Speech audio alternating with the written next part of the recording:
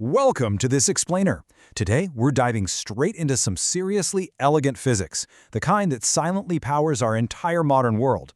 I mean, if you've ever just stopped and wondered how massive, crazy heavy objects get moved around with what looks like effortless grace, well, you are definitely in the right place. We're going to break down the actual science behind fluid power. And honestly, I promise you by the end of this explainer, you're going to look at everyday machinery in a totally different way. Because it all boils down to this one fundamental principle of physics that is just as brilliant as it is powerful. So let's start with a situation we can all probably relate to. Picture this. You're stuck on the side of the highway with a flat tire. Bummer, right? So you pull out this little hydraulic jack from your trunk, slide it under the frame of your 2-ton car, and you start pumping that tiny metal handle up and down, just one hand doing the work. And what happens? That massive, incredibly heavy car just lifts right off the ground. I mean, really think about that. How is that physically possible? How does such a tiny amount of input force, literally just the strength of your one arm, multiply into something powerful enough to lift thousands of pounds of solid steel? It totally defies our basic intuition of how physical effort is supposed to work, but it's actually rooted in some beautifully elegant physics. Okay, so this magic trick is actually governed by something called Pascal's law. It's named after the 17th century French mathematician Blaise Pascal, and the official rule basically states that pressure applied to an enclosed fluid is transmitted equally and undiminished to every point of the fluid and to the walls of its container. Now, the absolutely crucial part here is the wording. Notice he said enclosed fluid, right?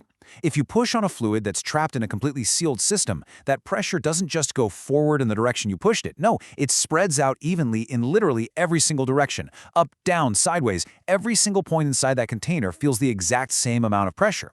And this perfectly equal distribution of pressure, that is the hidden engine making fluid power possible. To truly wrap our heads around how this actually works in practice, we got to look at the underlying math for a second. It's simple though. Pressure equals force divided by area. So pressure isn't just about how hard you're pushing. It's inherently tied to the size of the surface that you're pushing against. If you apply a certain amount of force over a really small area, you generate a specific amount of pressure inside that fluid. Now remember what Pascal's law just told us, right? That exact pressure is going to travel everywhere inside our sealed system. The pressure is a constant. But if the pressure is constant and pressure is force divided by area, what on earth happens when the area changes? And that right there brings us to the real aha moment. When we apply a small force over a small area on one side of our system, we generate our baseline system pressure. That same pressure then travels, totally undiminished, all the way through the fluid until it reaches the other side, where we happen to have a much larger piston. Because the pressure has to remain exactly the same, but the area of this new piston is suddenly a whole lot bigger, well, the physics basically demands that the output force has to get much larger too, just to keep the whole equation balanced. It's wild, but identical pressure moving from a tiny area to a larger area fundamentally creates a way bigger output force. Let's actually walk step by step through a concrete example of a hydraulic lift so you can really see this building up. So, step 1. Imagine we press down on a very small input piston that has a surface area of just 1 single square centimeter. And let's say we press down with 100 newtons of force. Okay, step 2. According to Pascal's law, that pressure we just generated is instantly transmitted equally and undiminished all the way through the fluid. Step 3. That same pressure finally hits our output piston on the other side. But this output piston is large. Let's say it has an area of 100 square centimeters. That means it is literally 100 times larger than the one we initially pushed.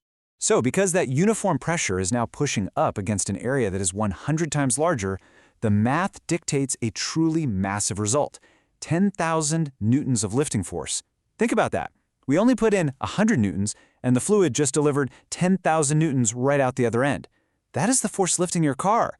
And the crazy part is, this energy doesn't just come from nowhere. It comes directly from the brilliant application of constant pressure across different surface areas. This represents an unbelievable 100x multiplication of power. It's a 100-fold increase in force, derived purely, and I mean entirely, from the physical difference in the sizes of those two pistons. Now, you might be wondering, wait, we didn't add any extra energy into the system, did we? No, we didn't. The trade-off here, because you know physics always demands a trade-off to conserve energy, is distance. To get that massive output, you have to push the small piston a much greater distance just to move the large piston a tiny fraction of the way. But by trading a small effort over a long distance for a massive effort over a short distance, we achieve mechanical advantage in its absolute purest, most elegant form. And you know, this isn't just theoretical textbook math. This exact fluid multiplication principle is quite literally everywhere around you. Just think about your car brakes for a second. When you're cruising down the highway at 65 miles per hour, you gently press your foot on a relatively small brake pedal. That small input force pushes on a tiny piston, which forces fluid through your brake lines where it eventually hits much larger pistons at the wheels. It multiplies your foot's force to safely bring thousands of pounds of fast-moving metal to a dead stop. It's the exact same story for those hydraulic lifts you see in mechanic shops, the massive excavator arms digging up construction sites, or towering industrial presses. They all rely on this one beautifully simple law, using a small input force to generate a huge output force, just because the pressure between them stays perfectly equal. Thank you so much for joining me on this explainer. We've just seen how liquids behave under pressure in a sealed environment to practically multiply force out of thin air. But that leaves us with a truly fascinating question to ponder. What happens when that enclosed fluid isn't a liquid at all? What if that sealed system is actually filled with a gas? Well, stick around for our next exploration, because if you thought liquids were interesting, just wait until you see what happens when you try to compress a gas.